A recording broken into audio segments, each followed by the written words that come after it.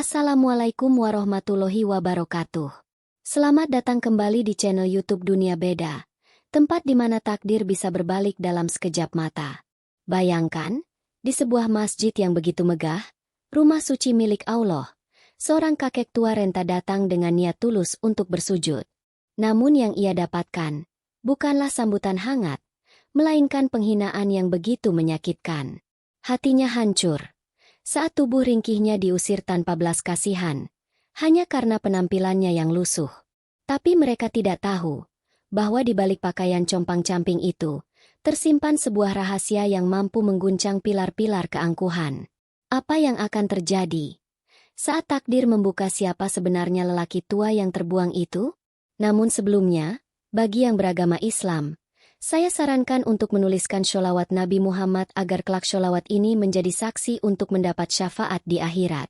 Like dan subscribe ke channel ini sangat membantu menambah wawasan dan membantu kami membuat cerita baru yang menghibur. Di jantung kota Surabaya yang tak pernah tidur, berdiri megah sebuah masjid yang menjadi kebanggaan warga sekitar, Masjid Al-Kautsar.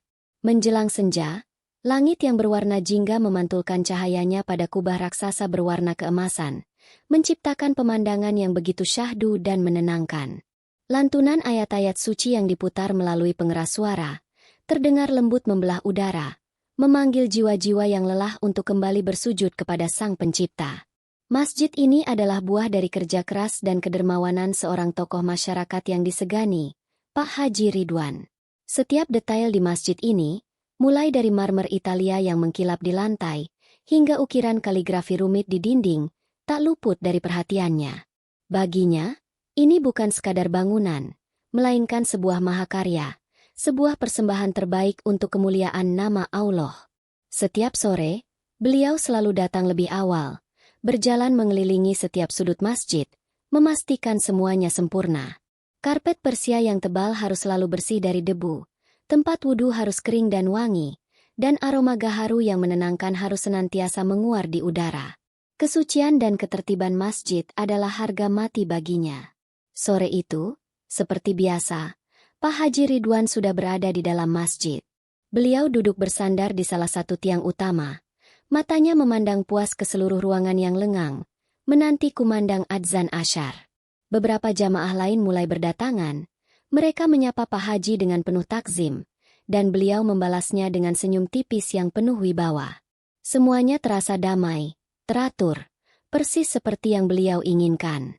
Namun, kedamaian itu sedikit terusik ketika matanya menangkap sebuah sosok yang baru saja melewati gerbang utama masjid. Sosok itu adalah seorang lelaki tua. Sangat tua.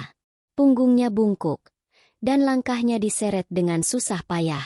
Pakaian yang dikenakannya adalah kemeja lusuh yang warnanya sudah memudar entah menjadi apa, dengan beberapa bekas jahitan kasar di sana-sini. Sarungnya pun terlihat kusam, penuh noda yang entah berasal dari mana. Wajahnya legam terbakar matahari, dihiasi kerutan-kerutan dalam yang menceritakan kerasnya perjalanan hidup. Ia berjalan tanpa alas kaki, telapak kakinya yang kapalan dan kotor tampak kontras dengan halaman masjid yang dipaving dengan batuan alam yang bersih. Lelaki tua itu, seolah membawa debu dan kepenatan jalanan masuk ke dalam oase yang dijaga ketat oleh Pak Haji Ridwan. Pak Haji mengernyitkan dahi. Matanya mengikuti setiap gerak lelaki tua itu dengan tatapan tajam dan penuh selidik. Beberapa jamaah yang sedang duduk di teras masjid pun melakukan hal yang sama. Ada yang memandang dengan iba, namun lebih banyak yang memandang dengan tatapan aneh dan sedikit tidak nyaman. Mereka saling berbisik, seolah bertanya-tanya, siapa gerangan lelaki ini, dan apa tujuannya datang ke masjid semegah ini dengan penampilan seperti itu. Tanpa mempedulikan tatapan-tatapan itu, lelaki tua yang kita sebut saja Bapak Kasim ini, terus berjalan. Langkahnya pelan, tertatih, namun memiliki tujuan yang pasti. Ia tidak meminta-minta, tidak menengadahkan tangan. Matanya hanya lurus menatap ke satu arah, yaitu tempat wudhu yang airnya mengalir jernih dari keran-keran perak yang berkilauan. Pak Haji Ridwan masih diam di tempatnya. Namun hatinya mulai bergejolak. Sebuah perasaan tidak suka mulai merayap di dalam dadanya. Ia berpikir, orang ini pasti akan mengotori tempat wudhu yang selalu ia pastikan kebersihannya. Bau badannya yang apek pasti akan mengganggu jamaah lain. Bapak Kasim akhirnya tiba di tempat wudhu. Ia duduk di salah satu bangku panjang, meletakkan sebuah bungkusan kain kecil di sampingnya. Ia memutar keran, dan air yang segar pun mengucur deras.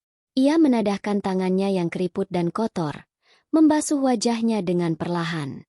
Terlihat kelegaan yang luar biasa di wajahnya, seolah air itu bukan hanya membersihkan debu, tapi juga mengangkat sebagian beban berat yang ia pikul seharian. Ia berkumur, membersihkan sela-sela jarinya, mengusap kepalanya. Semuanya ia lakukan dengan tertib, dengan ketenangan yang luar biasa, seolah ia berada di dunianya sendiri. Pak Haji Ridwan bangkit dari duduknya. Niatnya sudah bulat. Ia tidak bisa membiarkan ini. Masjid ini adalah kehormatannya. Ia tidak mau ada satu noda pun yang merusak citra kesempurnaan yang telah ia bangun.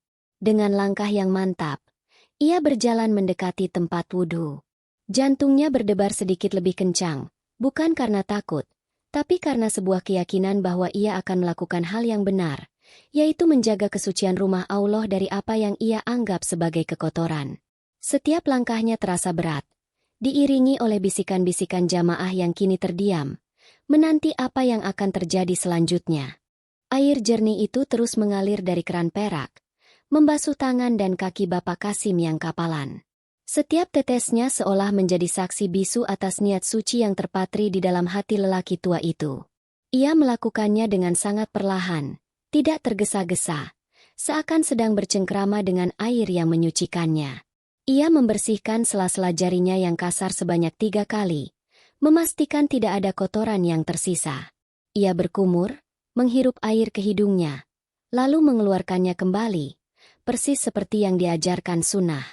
Ada sebuah ketenangan dalam gerakannya, sebuah keikhlasan yang terpancar dari caranya memperlakukan air wudhu. Ia seolah lupa pada dunia, lupa pada tatapan-tatapan sinis yang mengelilinginya. Baginya saat itu, yang ada hanyalah dirinya, air, dan niatnya untuk menghadap Sang Maha Kuasa. Namun, di mata Pak Haji Ridwan, pemandangan itu bukanlah sebuah kehusyukan. Itu adalah sebuah ancaman. Setiap gerakan Bapak Kasim ia tafsirkan dengan kacamata prasangkanya. Saat Bapak Kasim membasuh kakinya yang dekil, Pak Haji Ridwan membayangkan cipratan air kotor itu mengenai lantai marmer yang baru saja dipel. Saat Bapak Kasim mengusap wajahnya, Pak Haji membayangkan kuman-kuman dari jalanan kini berpindah ke area suci masjid. Pikirannya berkelana, membayangkan karpet tebalnya yang akan berbau apek, membayangkan para donatur lain yang mungkin akan mengeluh padanya esok hari. Bagaimana jika ada pejabat yang datang untuk sholat hari ini? Begitu bisik hatinya. Apa kata mereka jika melihat pemandangan seperti ini di masjid kebanggaan Surabaya ini? Pak Haji Ridwan berhenti beberapa meter dari tempat wudhu. Ia tidak langsung menghampiri. Ia melipat kedua tangannya di dada.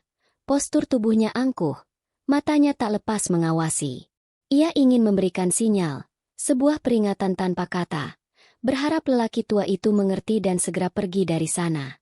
Namun Bapak Kasim, dalam dunianya yang khusyuk, sama sekali tidak menyadari kehadiran Pak Haji yang sedang berdiri mengawasinya seperti seorang mandor. Ia terus melanjutkan ritual wudhunya hingga tuntas. Setelah selesai, ia tidak langsung pergi. Ia duduk sejenak di bangku, mengangkat kedua tangannya, dan bibirnya tampak berkomat-kamit melafalkan doa setelah wudhu. Bisikan-bisikan halus dari jamaah lain mulai terdengar lebih jelas di telinga Pak Haji Ridwan, seolah menjadi bahan bakar yang menyulut api amarah di dalam dadanya. Kasihan sekali, tapi kok ya tidak tahu diri, ujar seorang bapak berpeci putih kepada teman di sebelahnya. Betul, harusnya pengurus masjid lebih tegas, timpal yang lain. Komentar-komentar itu, meskipun diucapkan dengan pelan, sampai juga ke telinga Pak Haji dan semakin membulatkan tekadnya. Ia merasa mendapat pembenaran. Ia merasa bahwa tindakannya nanti adalah representasi dari keinginan para jamaah lain, demi menjaga kenyamanan bersama. Ia lupa bahwa rumah Allah terbuka untuk siapa saja, bukan hanya untuk mereka yang terlihat bersih dan mapan. Setelah selesai berdoa, Bapak Kasim menghela napas panjang. Sebuah kelegaan yang teramat sangat. Alhamdulillah, sebuah desis lega keluar dari bibirnya yang kering. Rasa lelah setelah berjalan seharian di bawah terik matahari Surabaya seakan sirna, tergantikan oleh kesegaran dan semangat baru untuk segera menghadap Tuhannya. Ia mengambil bungkusan kain kecil miliknya, lalu bangkit berdiri. Dengan sisa air wudhu yang masih menetes dari wajah dan tangannya, ia membalikkan badan, hendak melangkah menuju ruang sholat utama yang lantainya dilapisi karpet tebal berwarna merah marun. Langkahnya terhenti seketika. Tepat di hadapannya, berdiri sesosok tubuh tegap yang seolah menjadi benteng penghalang. Pak Haji Ridwan. Wajahnya keras, tanpa senyum sedikit pun. Matanya yang tajam menatap lurus ke arah Bapak Kasim, dari atas kepala hingga ujung kaki, sebuah tatapan yang penuh dengan penghakiman. Tidak ada ucapan salam, tidak ada sapaan ramah. Yang ada hanyalah keheningan yang canggung dan penuh tekanan. Bapak Kasim sedikit terkejut. Ia mengerjapkan matanya, seolah tidak percaya ada seseorang yang berdiri begitu dekat menghalangi jalannya. Ia mendongak, menatap wajah Pak Haji yang dingin, lalu ia hanya bisa terdiam, menunggu apa yang akan diucapkan oleh pria terhormat di hadapannya itu. Hening. Hanya suara air dari keran yang belum sempat dimatikan oleh Bapak Kasim yang terdengar, seolah menjadi detak waktu yang berjalan begitu lambat di tengah ketegangan itu. Udara yang tadinya terasa sejuk, kini menjadi berat dan menyesakan.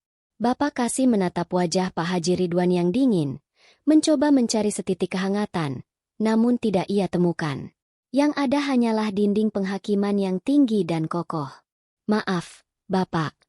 Akhirnya Pak Haji Ridwan membuka suara. Nadanya datar, tanpa emosi, namun setiap katanya terasa tajam. Bapak mau apa di sini? Pertanyaan itu, meskipun sederhana, terasa seperti sebuah tuduhan.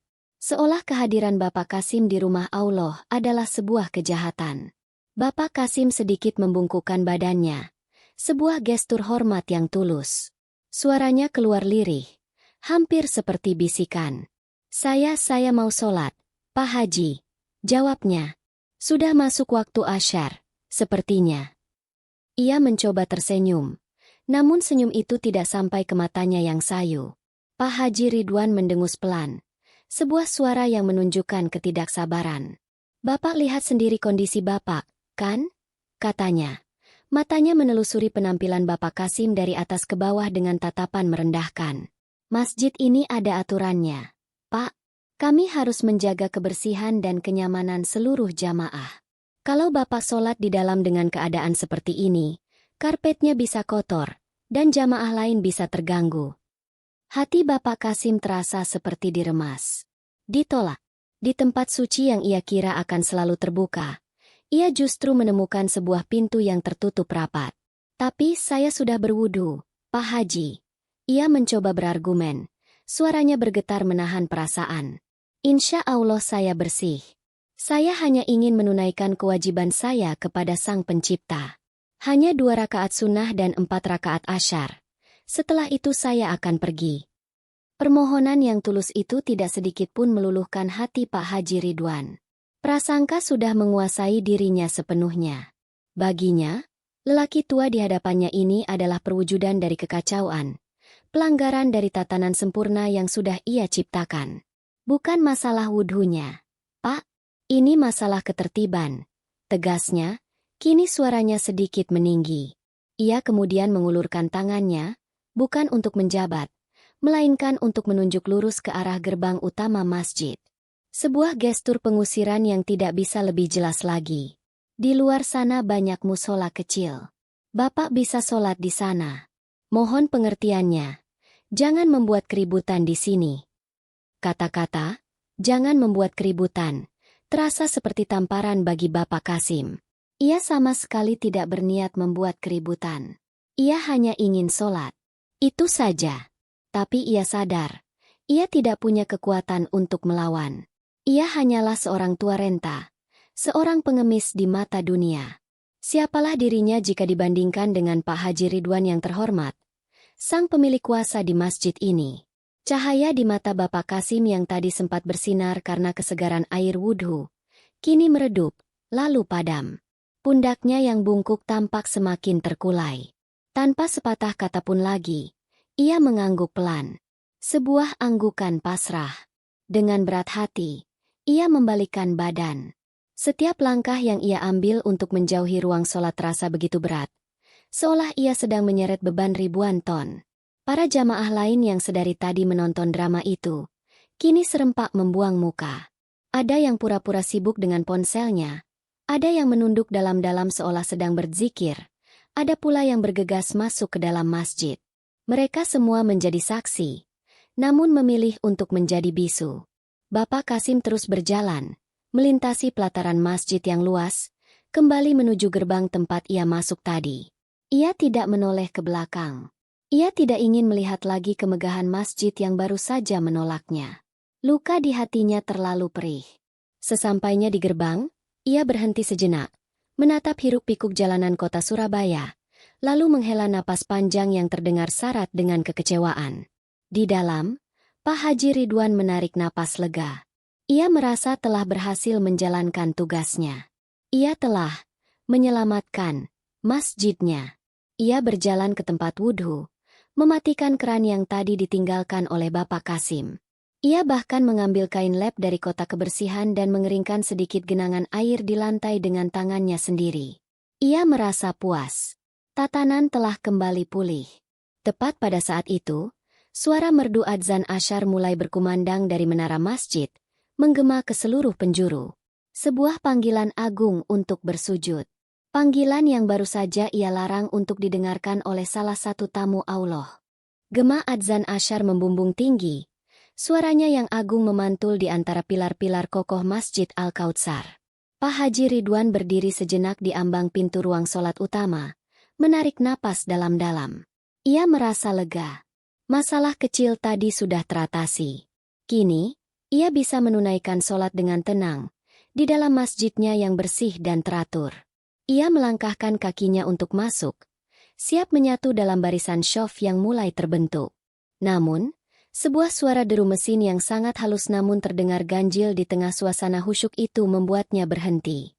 Sebuah mobil Toyota Alphard berwarna hitam metalik, mengkilap seperti cermin, berhenti dengan mulus tepat di depan gerbang utama. Pintu gesernya terbuka secara elektrik tanpa suara. Pemandangan mobil semewah itu bukanlah hal aneh di Surabaya. Namun kehadirannya di pelataran masjid tepat saat adzan berkumandang terasa begitu kontras. Dari dalam mobil, keluarlah seorang pria muda, usianya mungkin sekitar 30-an. Ia mengenakan kemeja batik sutra lengan panjang yang mahal, celana bahan berwarna gelap, dan sepatu kulit yang berkilauan. Wajahnya bersih. Sorot matanya tajam dan cerdas. Namun saat itu terlihat jelas ada raut kecemasan di sana. Pria muda itu, yang kita sebut saja Adnan, tampak tergesa-gesa. Ia merapikan sejenak lengan kemejanya sambil matanya menyapu seluruh area masjid, mencari sesuatu atau seseorang. Beberapa jamaah yang hendak masuk masjid memperhatikannya dengan penuh rasa ingin tahu. Adnan menghampiri seorang bapak-bapak yang sedang merapikan sandalnya. "Permisi, Pak, maaf mengganggu." Sapanya dengan sangat sopan. "Apakah Bapak ada melihat seorang bapak tua? Penampilannya sangat sederhana sekali. Masuk ke masjid ini barusan." Bapak yang ditanya itu mengernyitkan dahi, mencoba mengingat, lalu menggeleng. "Wah, kurang tahu saya, Mas. Jamaah ramai sekali sore ini," jawabnya. Adnan mengucapkan terima kasih lalu bergerak lagi. Kini lebih ke dalam area pelataran. Raut cemas di wajahnya semakin kentara. Pak Haji Ridwan, yang melihat ada sedikit keramaian di luar, memutuskan untuk menunda masuk ruang sholat. Sebagai penanggung jawab masjid, ia merasa perlu untuk tahu apa yang sedang terjadi. Ia berjalan keluar dengan wibawanya yang biasa, merasa bahwa dialah orang yang paling tepat untuk menangani situasi apapun di masjid ini. Melihat kehadiran Pak Haji Ridwan yang tampak disegani, Adnan pun langsung menghampirinya. "Assalamualaikum, Pak Haji." Sapanya dengan takzim sambil sedikit menundukkan kepala. "Waalaikumsalam," jawab Pak Haji Ridwan. Nadanya masih datar. "Ada yang bisa saya bantu, Nah?" "Sepertinya sedang mencari seseorang." "Betul, Pak Haji.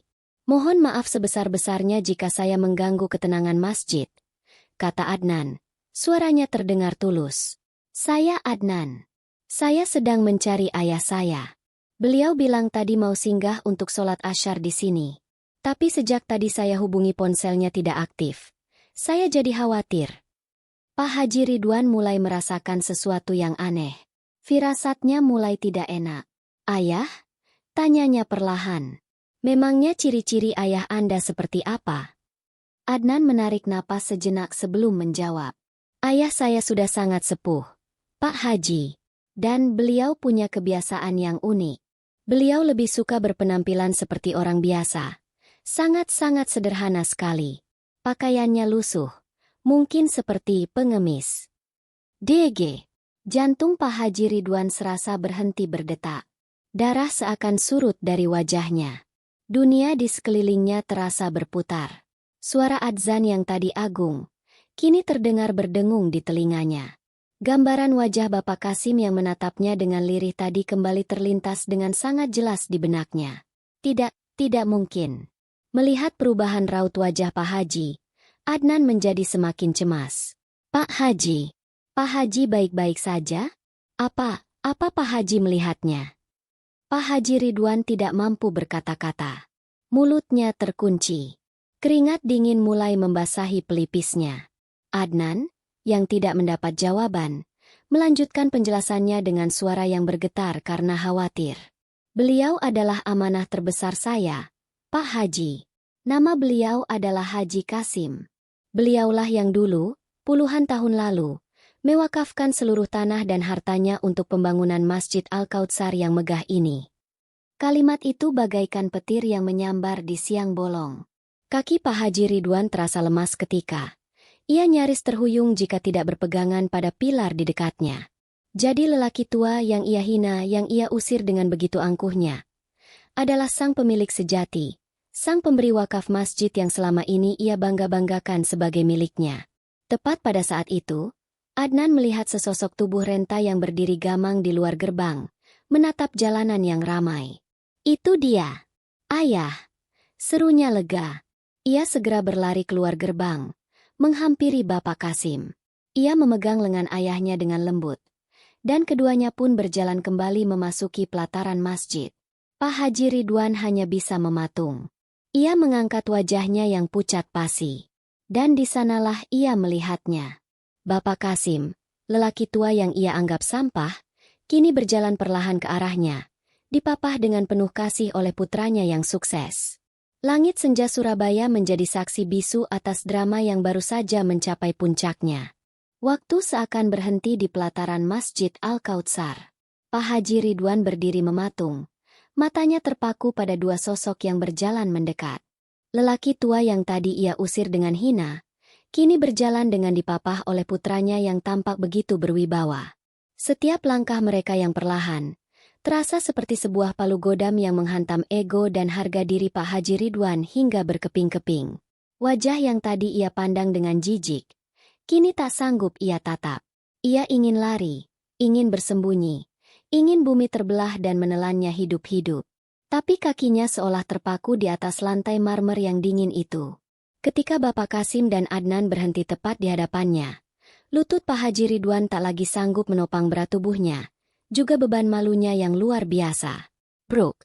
Ia bersimpuh di atas lantai marmer yang dingin.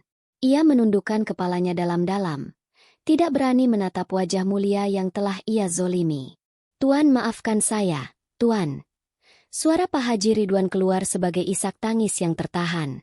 Maafkan kebodohan saya telah berdosa besar kepada Tuan dan kepada rumah Allah ini. Bapak Kasim maju selangkah, membungkuk perlahan, dan menyentuh pundak Pak Haji Ridwan dengan hangat. Pak Haji, berdirilah. Ucapnya lembut. Sujud kita hanya untuk Allah semata. Dibantu oleh Bapak Kasim, Pak Haji Ridwan pun bangkit berdiri.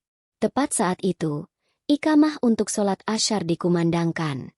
Dengan sebuah gerakan yang tulus, Pak Haji Ridwan menggandeng tangan Bapak Kasim, menuntunnya ke syaf paling depan. Ia mempersilakan Bapak Kasim menempati tempat di sampingnya.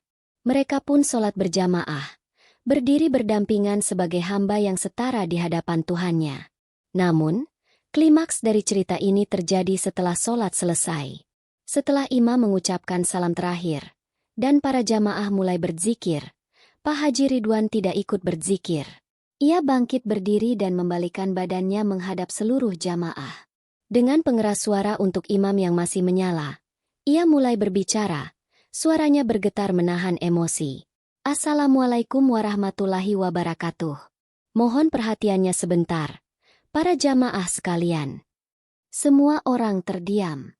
Aktivitas zikir mereka terhenti. Mereka menatap heran ke arah Pak Haji Ridwan. Saya, Ridwan yang selama ini kalian kenal sebagai penanggung jawab masjid ini, hari ini ingin membuat sebuah pengakuan di hadapan kalian semua, dan yang terpenting, di hadapan Allah Subhanahu wa Ta'ala. Ia berhenti sejenak, menarik napas dalam-dalam. Hari ini, saya telah melakukan dosa yang sangat besar. Dosa kesombongan. Saya telah mengusir seorang tamu Allah dari masjid ini, hanya karena penampilan luarnya yang sederhana. Pak Haji Ridwan menoleh dan menatap lembut ke arah Bapak Kasim yang duduk di syaf depan. Jamaah sekalian perkenalkan, beliau adalah Bapak Haji Kasim. Suasana menjadi riuh oleh bisikan para jamaah. Beliaulah pemilik asli dari tanah yang kita pijak ini. Beliaulah yang puluhan tahun lalu, dengan ikhlas mewakafkan seluruh hartanya agar Masjid Al-Kautsar ini bisa berdiri. Dan saya dengan keangkuhan saya, telah berani menutup pintu rumah yang ia bangun untuk Tuhannya. Air mata Pak Haji Ridwan kembali mengalir deras. Kali ini bukan hanya air mata penyesalan, tapi juga kelegaan karena telah mengakui kesalahannya di depan umum. Maka dari itu, di hadapan Bapak Haji Kasim dan di hadapan jamaah semua, saya memohon ampun. Dan sebagai bentuk pertanggungjawaban saya, mulai hari ini, saya menyatakan mundur sebagai Ketua Dewan Kemakmuran Masjid.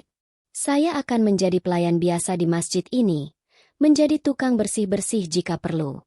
Dan saya memohon kesediaan Bapak Haji Kasim untuk menjadi penasihat utama dan guru kami semua, agar masjid ini ke depannya benar-benar menjadi rahmat bagi semesta alam. Setelah mengucapkan itu, Pak Haji Ridwan turun dari tempat imam dan kembali bersujud di kaki Bapak Kasim, bukan untuk menyembah, tapi sebagai simbol penyesalan yang paling dalam. Bapak Kasim dengan cepat mengangkatnya, lalu memeluk Pak Haji Ridwan dengan erat. Keduanya menangis di dalam pelukan itu. Seluruh jamaah yang menyaksikan pemandangan tersebut ikut terharu. Banyak di antara mereka yang turut meneteskan air mata, menyadari betapa berharganya pelajaran tentang kemanusiaan yang baru saja mereka saksikan. Nah, itulah akhir dari cerita kita. Sebuah kisah yang semoga bisa menyentuh hati dan memberikan inspirasi bagi kita semua. Sekarang giliranmu. Coba tulis di kolom komentar. Apa pelajaran terbesar yang kamu dapatkan dari cerita ini? Dan jika kamu berada di posisi jamaah lain yang melihat kejadian itu, apa yang akan kamu lakukan? Jika kamu suka dengan cerita seperti ini dan merasa pesan di dalamnya bermanfaat, jangan lupa untuk menekan tombol like sebagai bentuk dukunganmu. Dan yang terpenting, pastikan kamu sudah menekan tombol subscribe serta menyalakan lonceng notifikasinya, agar kamu tidak ketinggalan cerita-cerita penuh hikmah dan inspirasi lainnya dari channel ini.